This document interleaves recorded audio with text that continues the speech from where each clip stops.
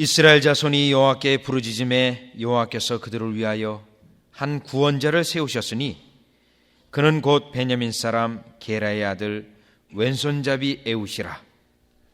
이스라엘 자손이 그를 위탁하여 모압 왕 에글론에게 공물을 바칠 때에 에웃이 장이 한 규빗 되는 좌우에 날쌘 칼을 만들어 우편 다리 옷 속에 차고 공물을 모압 왕 에글론에게 바쳤는데 에글론은 심히 비둔한 자이었더라. 에웃이 공물을 바치기를 마친 후에 공물을 메고 온 자들을 보내고 자기는 길갈 근처 돌 뜨는 곳에서부터 돌아와서 가로되 왕이여, 내가 은밀한 일을 왕에게 고하려 하나이다. 왕이 명하여 종용케 하라 하며 모셔 선 자들이 다 물러간지라.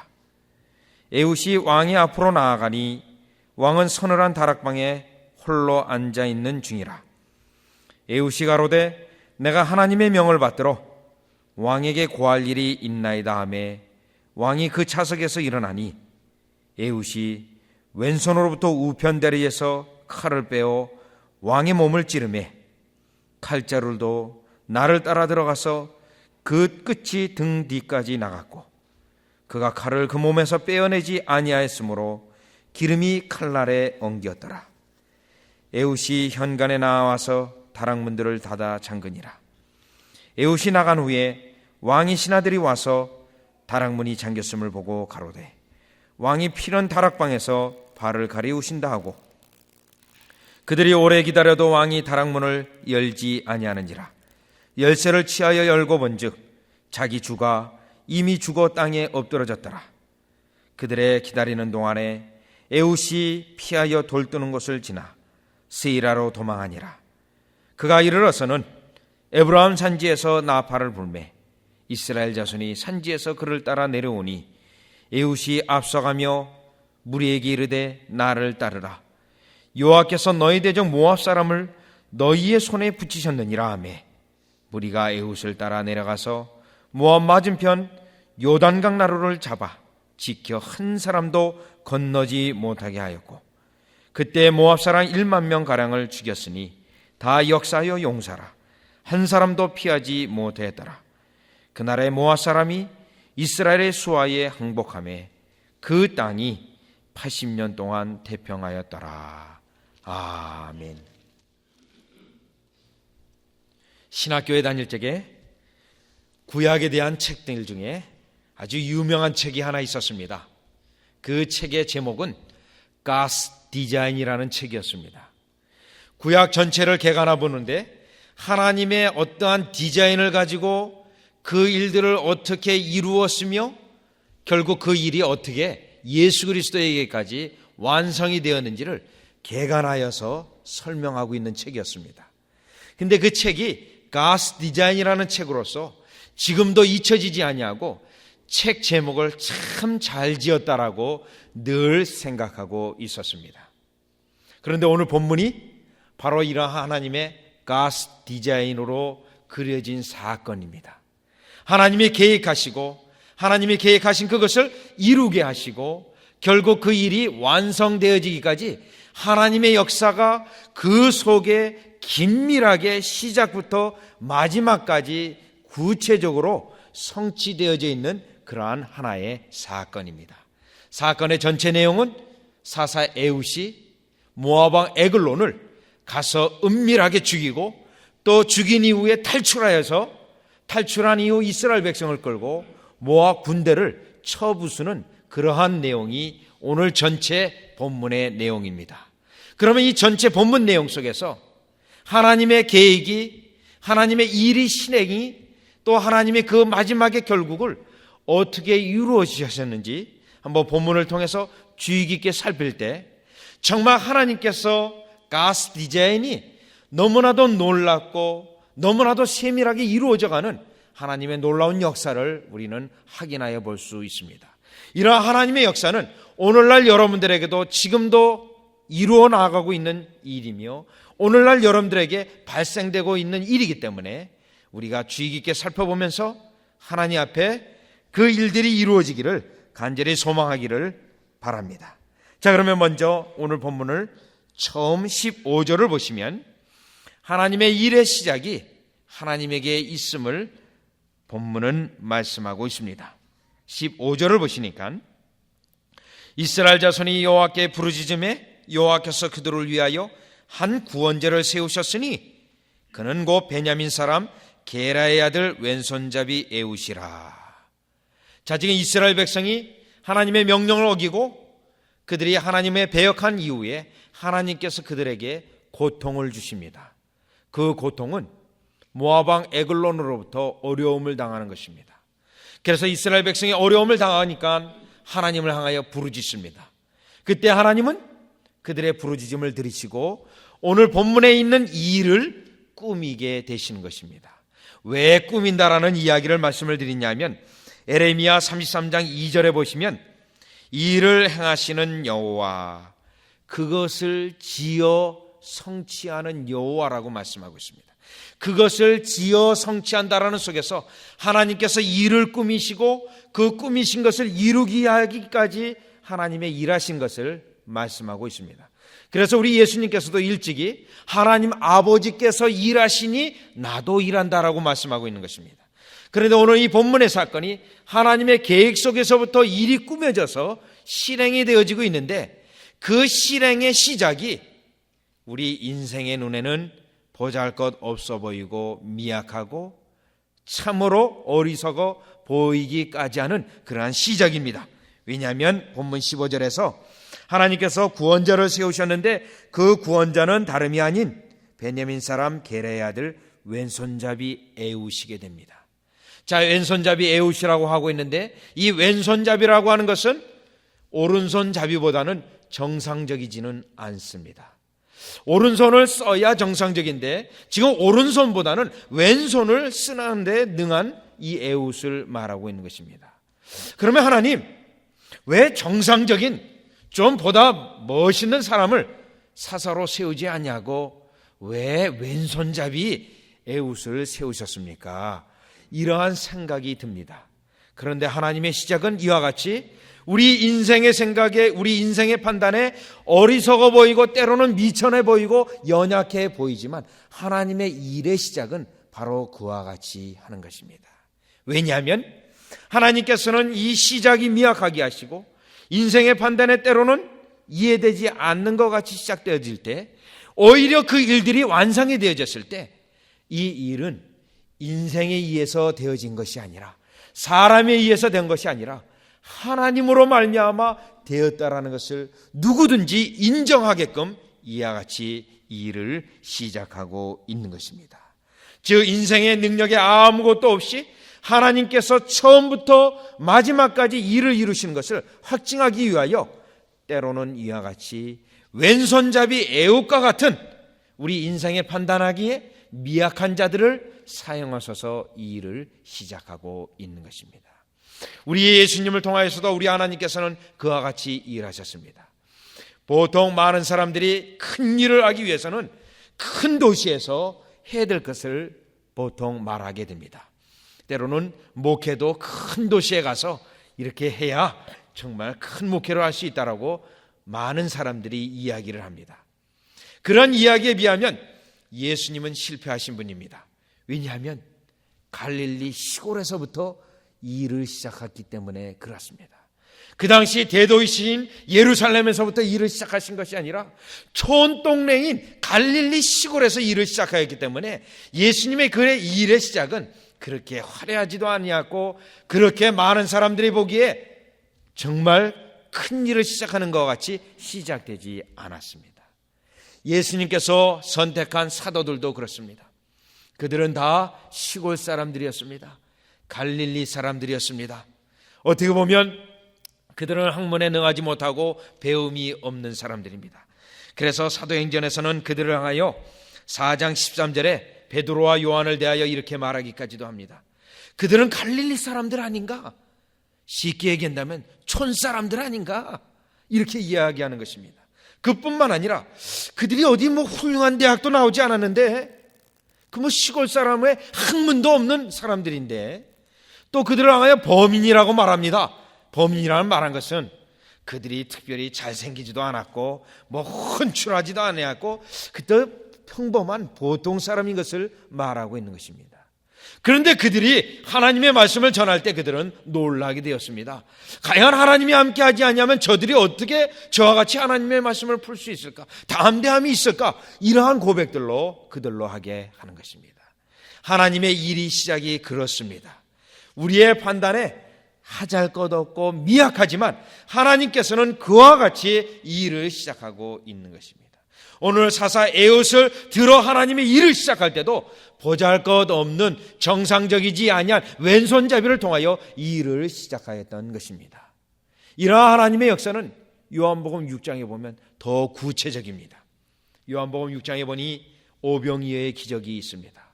오병이어의 기적을 우리 예수님께서 베푸시기 전에 제자들을 먼저 시험을 합니다. 몇 가지 질문들을 합니다. 그 가운데 한 어린아이가 점심 먹을 도시락을 가지고 왔습니다. 그것은 떡 5개와 물고기 2마리였습니다. 그런데 우리 예수님께서 시험합니다. 그 시험했을 때 그 제자 중 하나가 이 어린아이가 가져온 이 점심이 무슨 소용이 있겠사옵나이까? 이 보잘것없는 이게 뭐 어떻게 사람들을 먹이겠습니까? 불가능합니다. 이렇게 대답을 합니다. 그러나 우리 예수님께서는 그 제자의 하잘것없는 것, 어린아이의 점심, 보잘것없는 그것을 가지고 2만 명에 가량이 되는 사람을 먹이고도 남아서 12강조리를 남기셨던 그 일들을 행하신 것입니다. 우리 하나님의 일의 시작이 이렇게 인생의 눈에 보잘것없지만 그 보잘것없는 걸 가지고 하나님의 역사를 이루시는 것입니다. 요한복음 4장에서도 마찬가지입니다. 요한복음 4장에 한 여인이 나오는데 사마리아 여인입니다. 이 사마리아 여인은 이미 5 남자를 갈아치웠습니다. 그리고 지금 있는 남편도 갈아치우려고 마음을 먹고 있었던 여인입니다. 예수님이 그래서 그것을 지적하기도 하였습니다. 그러니 이 여자의 행실은 동네 사람들로부터 존경을 받기에는 전혀 어떠한 근거가 없는 여인이었습니다. 아마 동네 사람들로부터 멸시를 당할 수도 있었던 여인이었습니다. 그래서 아마 그 여인은 낮에 물을 길러 왔는지도 모릅니다. 그런데 우리 예수님은 그 여인을 통하여 온 동네 사람들이 예수님에게로 나오도록 그 여인을 사용하였던 것입니다. 즉 인생의 판단에 보잘것없는 그것을 하나님은 시작하시고 그것을 통하여 엄청난 역사를 이루시는 우리 하나님의 역사를 말하고 있습니다. 사도행전 19장 10절에서도 마찬가지입니다. 사도 바울이 두란노서원에서 2년간의 말씀을 전하게 됩니다. 그러면 2년 동안 말씀을 전하면서 과연 몇 사람들이 말씀을 듣고 예수를 믿겠는가 이런 생각을 가지게 됩니다. 그러나 하나님의 시작은 미약하였습니다. 보잘것 없었습니다. 그러나 2년이 지났을 즈음에 아시아에 있는 모든 사람들이 복음을 들었다라고 사도행전 19장에서 증거하고 있는 것입니다. 하나님의 시작이 미약하지만 보잘것없지만 인생의 판단에 아무것도 아니지만 하나님께서는 그것을 통하여 하나님의 엄청난 하나님의 큰 일을 이루시는 것을 우리는 깨달아야 합니다. 오늘 사사 에웃이 바로 그와 같은 하나님의 시작하심에 사용을 받아 그와 같은 역사를 이루었기 때문에 그러합니다. 그러면 이러한 하나님의 시작은 미약하고 하나님의 시작은 보잘것없는 것 같지만 이러한 일들을 이루실 때 여러분은 그러면 과연 이러한 하나님 앞에 이 일의 시작에 어떻게 응답하셔야 되겠습니까? 여러분에게 어떻게 이 말씀을 적용해야 되겠습니까? 오늘 나는 미약하고 부족하고 하나님께 드릴 것이 아무것도 없다 할지라도 있는 그 미약한 것을 드리시기를 바랍니다. 나의 부족한 그것을 하나님 앞에 드리시기를 바랍니다. 우리 하나님께서는 적지만 미약하지만 보잘것없지만 천하지만 귀하지 않지만 오히려 그것을 사용하셔서 하나님의 큰 일을 이루실 것입니다. 왜냐하면 이사야서 6장에 보면 이사야는 그 자신이 부족함을 깨닫게 됩니다. 나는 죄인이라고 고백하고 있습니다. 그러는 가운데 그는 하나님 앞에 쓰임을 받게 됩니다. 왜냐하면 주여 내가 여기 있나 나를 사용하여 주시옵소서라는 고백을 드렸기 때문에 그렇습니다.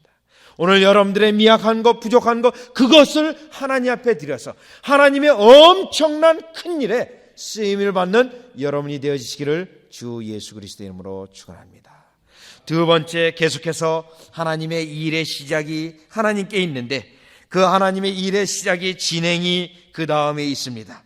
그 진행은 오늘 3장 16절 이하의 말씀을 통하여 하나님의 일이 진행이 됩니다. 그런데 19절과 20절을 보면 지금 에훗이 공물을 드린 후에 다시 돌아갔다가 다시 왕에게 오게 됩니다. 왕에게 와서 19절에 보니까 이렇게 말합니다. 자기는 길갈 근처 돌 뜨는 곳에서부터 돌아와서 가로되 왕이여 내가 은밀을 일을 왕에게 고하리 하나이다. 왕이 명하여 종용케 하라 하매 모셔 손자들이 다 물러간지라. 에훗이 왕이 앞으로 나아가니 왕은 서늘한 다락방에 홀로 앉아있는 중이라. 에훗이 가로되 내가 하나님의 명을 받들어 왕에게 고할 일이 있나이다 하매 왕이 그 좌석에서 일어나니 에훗이 왼손으로부터 우편 다리에서 칼을 빼어 왕의 몸을 찌르매. 자, 지금 19절에서 21절을 보니까 이 에훗이 이 모압왕 에글론을 죽이는 장면이 나와 있습니다. 자, 이 죽이는 이 장면을 볼 때, 이 본문을 주의 깊게 볼 때 지금 에훗을 도와주는 사람은 아무도 없습니다. 최소한 여러분 이러한 장면을 영화를 통해 본다면 이러한 어떤 누구를 죽일 때 반드시 그 내부에서 도와주는 자가 있게 마련입니다. 그래서 내부에서 정보를 흘려줘서 지금 왕이 어느 장소에 있습니다.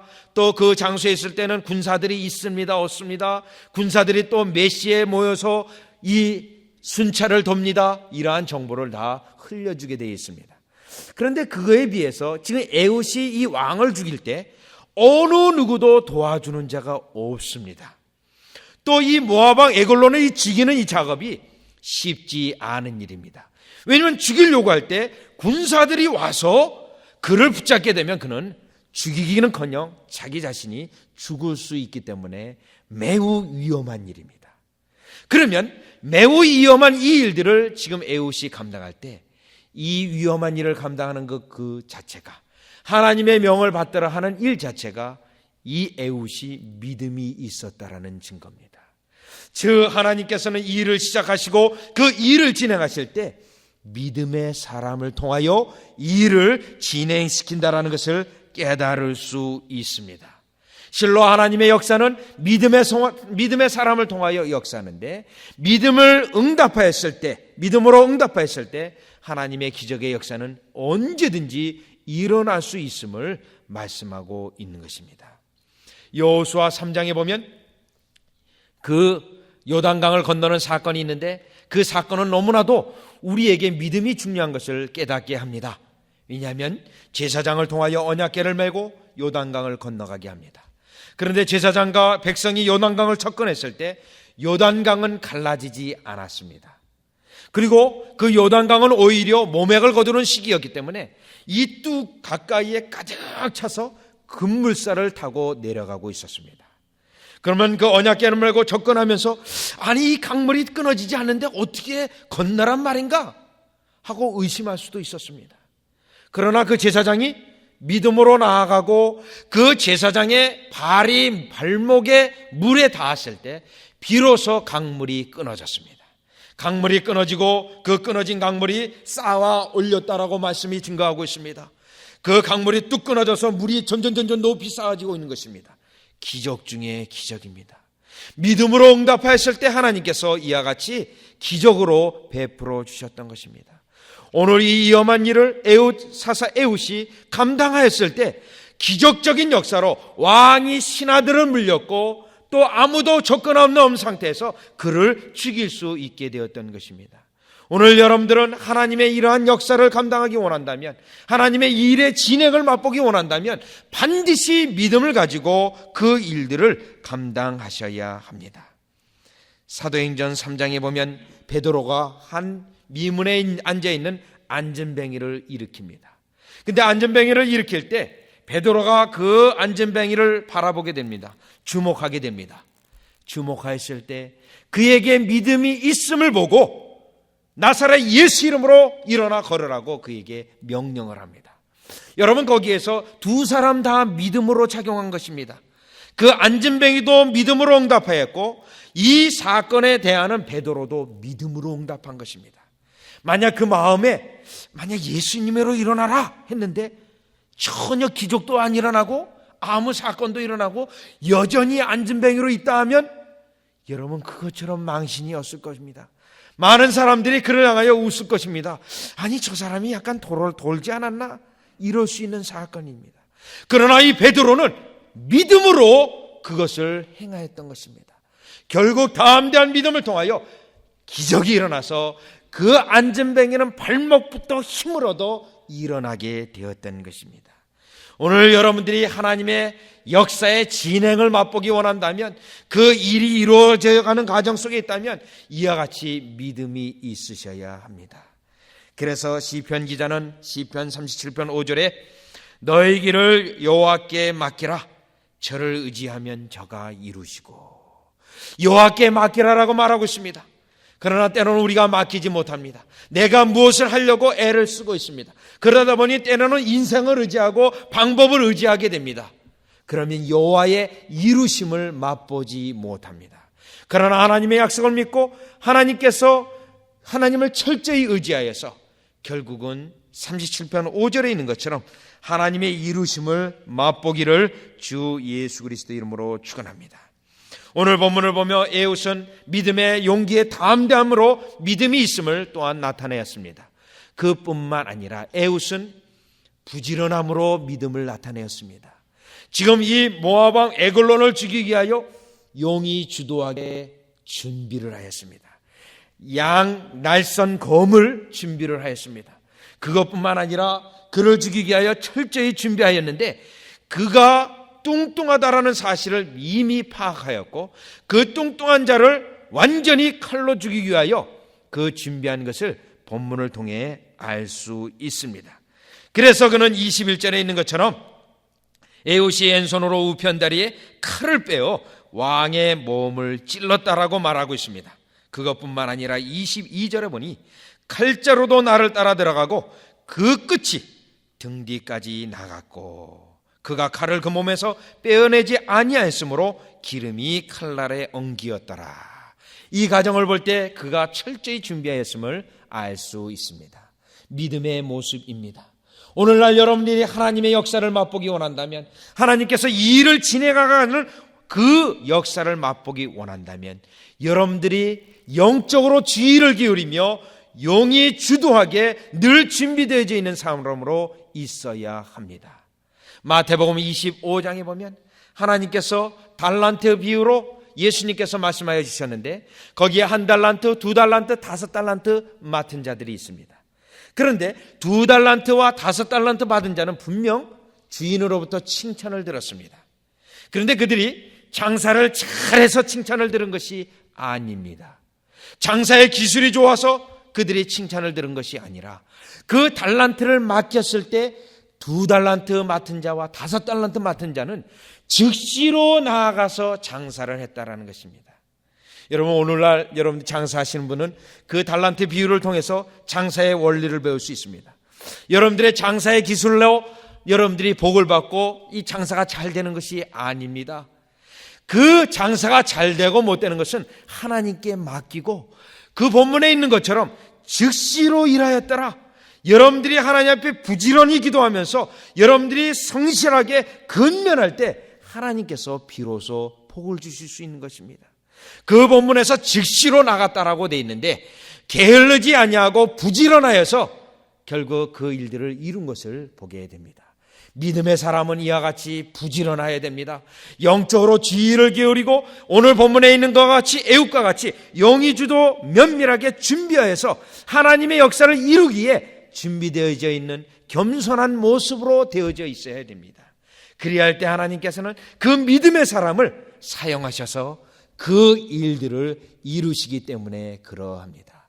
오늘 여러분 반드시 부지런하고 믿음의 담대함으로 하나님의 놀라운 역사를, 진행의 역사를 체험하시기를 또한 주 예수 그리스도의 이름으로 축원합니다. 계속해서 세 번째, 이와 같이 하나님께서 시작하시고 믿음의 사람을 통하여 일을 진행하시고, 그런데 일의 결국이 있습니다. 일의 결국이 있는데 그 일의 결국은 누구에게 있는가를 한번 다시 본문 24절서부터 23절부터 26절을 보시면 우리가 또한 깨달을 수 있습니다. 자, 22절까지 에훗이 그 에글론 왕을 칼로 찔러서 죽이게 되었습니다. 그리고 나서 에훗의 탈출하는 과정을 보시기 바랍니다. 23절에 보니 에훗이 현관에 나와서 다락문들을 닫아 잠그니라. 에훗이 나간 후에 왕의 신하들이 와서 다락문이 잠겼음을 보고 가로되 왕이 필연 다락방에서 발을 가리우신다 하고, 그들이 오래 기다려도 왕이 다락문을 열지 아니하는지라. 열쇠를 취하여 열고 본즉 자기 주가 이미 죽어 땅에 엎드러졌더라. 그들의 기다리는 동안에 에훗이 피하여 돌 뜨는 곳을 지나 스이라로 도망하니라. 23절에서 26절을 보니까 에훗이 안전하게 탈출을 할 수 있었습니다. 자, 이 탈출하는 과정을 오늘날 영화 장면으로 본다면 스릴이 넘칩니다. 손에 땀이 지게 됩니다. 왜냐하면 왕은 죽였으나 신하들이 곧바로 들이닥쳐서 이 에훗을 체포하게 되면 에훗은 그 현장에서 죽을 수밖에 없는 상황입니다. 자, 그런데 이 일의 결국이 되어지기까지 군사 하나 오지 않았습니다. 그리고 문을 잠그고 다락방을 문을 잠그고 탈출하였고, 군사들이 왔는데 군사들이 와서 다시 되돌아갔습니다. 왜 되돌아갔냐면 지금 왕이 발을 가리우는구나. 이 발을 가리운다라는 것은 오늘날로 얘기한다면 화장실에 지금 대변을 보고 있는 것을 이 히브리어의 부드러운 용법으로 발을 가리운다라고 하는 것입니다. 아, 지금 왕이 화장실에서 볼일을 보고 있구나 하고 돌아가게 되었습니다. 자, 여러분, 이 순간에 얼마나 스릴이 넘치는지 모릅니다. 만약 그때 문을 열고 들어와서 왕이 죽은 것이 발각되었으면 탈출하기 직전에 이 에훗은 잡혔을 것입니다. 그러나 발을 가리우는구나 하고 되돌아가게 되었습니다. 자, 이것은 하나님의 섭리의 역사입니다. 하나님께서 이 마지막 탈출이 되어지기까지 철저히 일의 진행을 감독하셨고 일의 결국까지 하나님께서 역사하셨기 때문에 비로소 에훗이 탈출할 수 있었던 것입니다. 자, 이렇게 하나님께서 역사하심을 통하여 에훗을 통하여 이스라엘 백성을 통하여 교훈하는 것이 있습니다. 이 일의 마지막의 결국이 인생에 있는 것이 아니라 하나님에게 있는 것을 우리에게 알려주시는 것입니다. 때로는 우리 인생이 교만하여 일을 진행하고 99%가 다 되었을지라도 1%를 하나님께서 완성시켜 주지 아니하면 그 일은 완성되어질 수 없습니다. 그런데 하나님께서 에훗에게 이와 같이 역사하시는 걸 통하여 이 일의 결국이 마지막에 최종적 결론이 하나님께 있음을 우리에게 알려주고 있는 것입니다. 출애굽의 역사도 그러합니다. 하나님께서 모세를 통하여 10가지 재앙을 그들에게 내리게 하셨고 마지막 10번째 재앙은 유월절 제사를 통하여 이스라엘 백성이 애굽 땅을 이집트 땅을 떠날 수 있었습니다. 이집트 땅을 떠났다고 해서 다 결론 나아진 것은 아닙니다. 문제가 생겼습니다. 출애굽기 12장을 보니까 애굽의 군대가 뒤에서 쫓아오게 되었습니다. 그리고 이스라엘 백성은 그 앞에 홍해바다를 만나게 되었습니다. 큰일 났습니다. 그때 하나님께서 홍해바다를 열어주셨고 뒤따라왔던 애국 군대는 홍해바다에 다 수장되어지고 말았습니다. 그 바닷속에 다 침몰되어져서 죽어버리고 말았던 것입니다. 자, 이것을 통해서 하나님께서 이스라엘 백성에게 교훈하고자 했던 것은 이들이 애굽을 나왔다 하더라도 일의 결국이 그들에게 있는 것이 아니라 혹은 모세에게 있는 것이 아니라 결국 하나님께서 마지막에 애국 군대를 물속에 다 가두어 두심을 통하여 물속으로 심판하신 것을 통하여 아하, 출애굽의 결론은 하나님께 있었습니다. 하나님 당신께서 우리를 온전하게 이렇게 완전히 애굽 땅을 나오게 해주셨습니다. 이러한 고백이 일어나도록 마지막까지 하나님께서 그와 같이 역사해 주셨던 것입니다. 그래서 요한계시록 1장 8절에서는 이러한 하나님의 속성에 대하여 알파와 오메가라고 말하고 있습니다. 이 알파와 오메가라는 것은 헬라어의 알파벳을 말합니다. 맨 처음째 글자가 알파로 시작이 됩니다. 그리고 영어의 Z에 해당하는 그 글자가 오메가라는 단어입니다. 시작과 마지막이 하나님께 있음을 말씀하고 있습니다.